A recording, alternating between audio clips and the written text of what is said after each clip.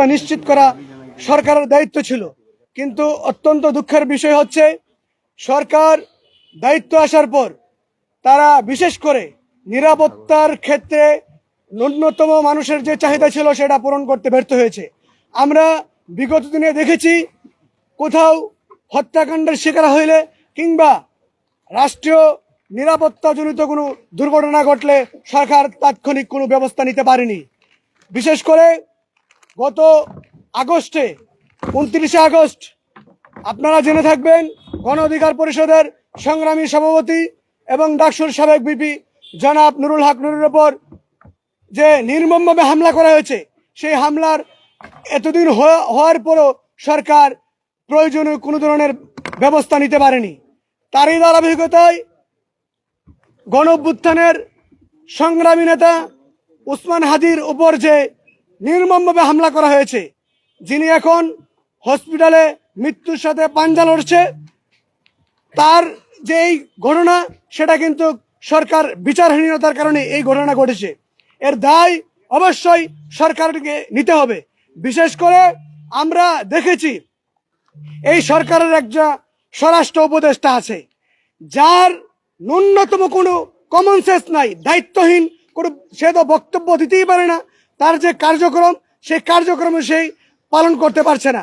আমরা বিশেষ করে দেখি সে তার যে পুলিশ বাহিনীর যে অ্যাক্টিভিটি, মানে পুলিশ বাহিনীকে তার যে দায়িত্ব হচ্ছে তাকে অ্যাক্টিভ করা, সে সেটা না করে আমরা মাঝে মধ্যে মিডিয়ার মাধ্যমে দেখতে পাই তিনি পুলিশ বাহিনীর মানে টয়লেট ঠিক আছে কিনা, কোথাও খাবার ঠিকঠাক আছে কিনা সেটা নিয়ে তার ব্যস্ততা থাকে।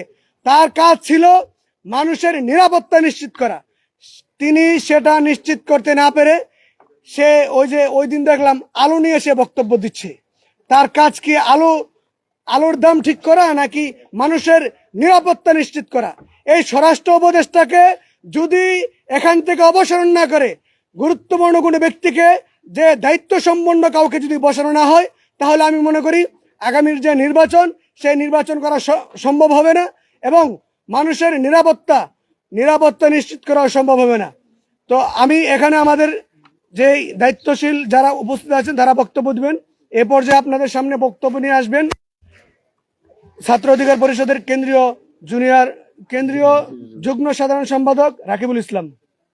প্রিয় উপস্থিতি, আমি প্রথমেই যে অভিযোগের তীর, সেই তীরটি আমি বর্তমান স্বরাষ্ট্র উপদেষ্টা, তার আরেকটি নাম আমি দিতে চাই পেঁয়াজ উপদেষ্টাকে। পেঁয়াজ উপদেষ্টার কাছেই আমাদের প্রশ্ন। আপনাকে রাষ্ট্রের সবচেয়ে গুরুত্বপূর্ণ একটি জায়গায় আপনাকে বসানো হয়েছে। আপনি আগে লেফটেন্যান্ট জেনারেল ছিলেন। আমাদের আপনার কর্মকাণ্ড এবং অ্যাক্টিভিটিস দেখে সন্দেহ হচ্ছে আপনি আসলে যোগ্যতায় লেফটেন্যান্ট হয়েছিলেন কিনা, নাকি কোটা বা কোনো লিঙ্ক লবিং দিয়ে আপনি আসলে লেফটেন্যান্ট হয়েছিলেন। আপনার যে পদ, আপনার যে পদবি, আমি মনে করি সেটা পুরো বাংলাদেশ সেনাবাহিনীকেও অনেকাংশে খাটো করে। ঠিক, শুধু তাই নয়, আমি তাকে আরো কিছু উপাধি দিতে চাই। উনি ব্যর্থতায় কামেল। ওনার যেই কর্মকাণ্ড ইদানিং আমরা দেখেছি বিগত 1-1.5 বছরে, উনি আসলে ব্যর্থতার উপরে কামেল পাশ করেছেন। উনি ওনার অযোগ্যতায় উনি পরিপূর্ণভাবে সফল হয়েছেন। যেখানে রাষ্ট্রের একজন গুরুত্বপূর্ণ ব্যক্তিকে নির্মমভাবে শুট করা হয়েছে, যিনি মৃত্যুর সাথে পাঞ্জা লড়ছেন, তার অপরাধীদেরকে যখন গ্রেপ্তারের প্রশ্ন করা হয়েছে, এই বিষয়ে তিনি আসলে তাৎক্ষণিক কোনো প্রতিক্রিয়া ব্যক্ত করেননি। শুধু তাই নয়, যখন অপরাধী পালিয়ে গেছে তারপরে তিনি ঘোষণা করছেন যে অপরাধীকে গ্রেপ্তার করে দিতে পারলে 50 লক্ষ টাকা পুরস্কার দিবেন। এর মতো প্রহসন, এর মতো তামাশা জাতির সাথে আর কেউ করেছে বলে আমরা দেখি নাই।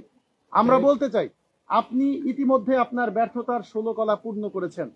ব্যর্থতায় কামেল পেঁয়াজ উপদেষ্টা, আপনি যদি পদত্যাগ না করেন, আপনাকে ঘাড়ে ধরে পদত্যাগ করানো হবে, আপনাকে বাধ্য করা হবে পদত্যাগ করতে। আপনার কোনো যোগ্যতা নাই, কোনো কমন সেন্স নাই রাষ্ট্রের স্বরাষ্ট্র উপদেষ্টা হিসেবে থাকার, যিনি আইন শৃঙ্খলা নিরাপত্তা নিশ্চিত করতে পুরোপুরি ব্যর্থ হয়েছেন। আরেকটা বিষয় আমি প্রধান উপদেষ্টার দৃষ্টি আকর্ষণ করতে চাই। হাজী ভাইকে শুট আউট করার পরে তার অপরাধীদেরকে গ্রেপ্তার না করে আপনারা তামাশা শুরু করেছেন। আশিক চৌধুরী তার হেলমেটে হাদির ছবি লাগিয়ে আকাশ থেকে জাম্প দিবে, আপনারা এই ধরনের ছবি আপনার ফেসবুক থেকে আমরা তো আশা করি নাই। আমরা আপনার ফেসবুক থেকে আশা করেছিলাম আপনি হাদির সাসপেক্টেড শুটারদেরকে গ্রেপ্তার করবেন, তাদেরকে 24 ঘন্টার মধ্যে 12 ঘন্টার মধ্যে জনসম্মুখে উপস্থাপন করবেন। আমরা মনে করি রাষ্ট্রের যে গোয়েন্দা বাহিনী আছে এই গোয়েন্দা বাহিনী পুরোপুরি ম্যাল ফাংশনিং করছে। এক অকার্যকর কোন একটা বাহিনী যদি অকার্যকর হয় সেটা এক প্রশ্ন, যে ভাই এটা কাজ করছে না, এটা ফাংশন করছে না, কিন্তু যখন ওই বাহিনী ম্যাল ফাংশন করে সেটা অনেক ভয়ানক। আমাদের মনে করি আমাদের গোয়েন্দা বাহিনী ম্যাল ফাংশন করছে।